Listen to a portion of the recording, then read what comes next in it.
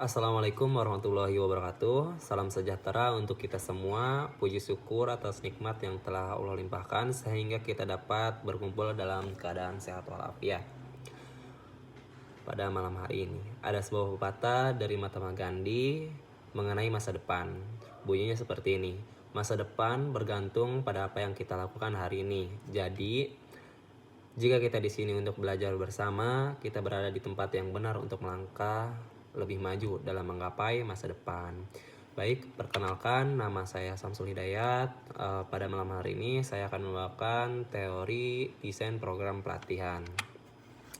Dalam pengertiannya, pelatihan adalah suatu proses yang meliputi serangkaian tindakan atau upaya yang dilaksanakan dengan sengaja dalam bentuk pemberian bantuan kepada tenaga kerja yang dilakukan oleh tenaga profesional. Kepelatihan dalam satuan waktu yang bertujuan untuk meningkatkan kemampuan kerja peserta dalam bidang pekerjaan tertentu guna meningkatkan efektivitas dan produktivitas dalam suatu organisasi oleh Hamalik tahun 2000 halaman 10. Dalam prinsip-prinsipnya, desain program pelatihan secara umum, pendidikan dan pelatihan bertujuan untuk memberikan kesempatan kepada personil dalam meningkatkan kecakapan dan keterampilan mereka, terutama dalam bidang-bidang yang berhubungan dengan kepemimpinan atau manajerial yang diperlukan dalam pencapaian tujuan organisasi. Untuk itu, diperlukan program diklat yang mengarah pada yang pertama yaitu peningkatan semangat dan pengabdian yang berorientasi kepada kepentingan masyarakat, bangsa, negara, dan tanah air. Yang kedua yaitu peningkatan kompetensi teknik, manajerial atau kepemimpinan, peningkatan efisiensi atau efektivitas, kualitas pelaksanaan tugas yang dilakukan dengan semangat kerjasama dan tanggung jawab sesuai dengan lingkungan kerja dan organisasi. Desain program pelatihan pada model Dick and Carey. Model desain sistem pembelajaran yang dikemukakan oleh Dick and Carey pada tahun 2005 telah lama digunakan untuk menciptakan program pembelajaran yang efektif, efisien, dan menarik. Buku yang merilis tulis The Systematic Design of Instruction telah menjadi buku klasik dalam bidang desain sistem pembelajaran. Model yang mereka kembangkan didasarkan pada penggunaan pendekatan sistem atau system approach terhadap komponen-komponen dasar dari desain sistem pembelajaran yang meliputi analisis, desain, pengembangan, implementasi, dan evaluasi, yaitu pribadi. Model desain sistem pembelajaran yang dikembangkan oleh Dick and Carey ini terdiri atas beberapa komponen dan subkomponen yang perlu dilakukan untuk membuat rancangan aktivitas pembelajaran yang lebih besar. Komponen-komponen langkah-langkah utama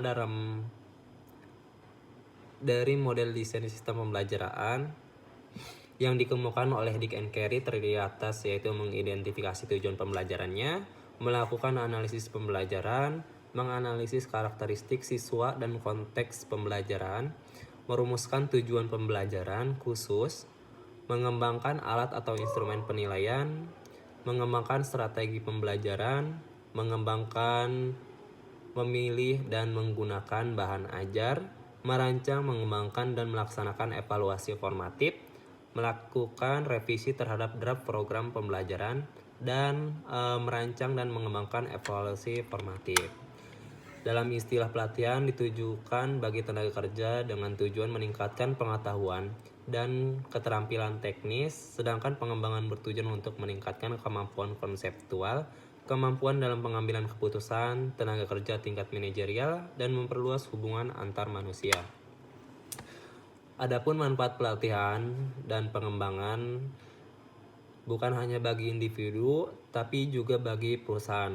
Berikut adalah dalam manfaat dari pelatihan dan pengembangan. Yang pertama yaitu manfaat bagi perusahaan, ada beberapa, yaitu meningkatkan profitabilitas, meningkatkan pengetahuan dan keahlian kerja, meningkatkan produktivitas dan kualitas kerja, meningkatkan efisiensi, dan mengurangi biaya operasi yang diakibatkan karena kesalahan operasional. Yang terakhir yaitu meningkatkan pengembangan organisasi atau organisasi development. Dan yang kedua adalah manfaat bagi individu, yaitu diantaranya itu membantu tenaga kerja menyelesaikan masalah yang mungkin timbul, meningkatkan motivasi dan kepuasan kerja individu, meningkatkan kepercayaan diri, pengembangan diri individu, menyediakan informasi kepada tenaga kerja tentang cara untuk mengembangkan kemampuan kepemimpinan, komunikasi dan sikap individu. Yang terakhir yaitu membantu pekerja untuk membuat keputusan yang lebih baik, cepat, dan efisien. Adapun langkah-langkah pelatihan dan pengembangan yaitu harus dilakukan agar pelatihan dan pengembangan dapat berjalan sesuai dengan rencana. Adapun rencana itu ada 4. Yang pertama itu penilaian kebutuhan, tujuan pelatihan dan pengembangan, materi program, prinsip pembelajaran. Untuk faktor yang berperan dalam pelatihan dan pengembangan, dalam metode pelatihan dan pengembangan yaitu peserta, instruktur, materi atau bahan, metode, tujuan pelatihan, dan lingkungan yang menunjang. Oleh karena itu, tidak ada teknik pelatihan dan pengembangan tunggal yang terbaik karena tidak menutup kemungkinan timbul masalah trade-off. Beberapa hal yang berperan dan perlu dipertimbangkan dalam pelaksanaan pelatihan dan pengembangan yaitu cost effectiveness atau efektivitas biaya. Yang kedua yaitu materi program yang dibutuhkan. Yang ketiga yaitu prinsip-prinsip pembelajaran. Selanjutnya ketepatan dan kesesuaian fasilitas. Selanjutnya kemampuan dan preferensi peserta pelatihan. Yang keenam yaitu kemampuan dan preferensi instruktur pelatihan. Baik, untuk materi tersebut semoga bisa dipahami. Kalaupun ada yang ditanyakan bisa diskusi pada grup ini.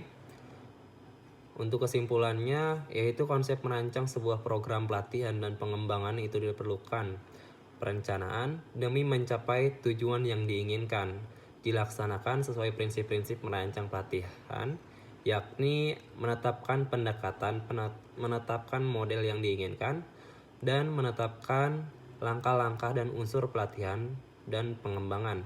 Maka proses perencanaan dapat berjalan dengan baik dan tujuan pelatihan dan pengembangan dapat tercapai. Baik, itu saja dari saya. Kurang lebihnya mohon maaf. Wassalamualaikum warahmatullahi wabarakatuh.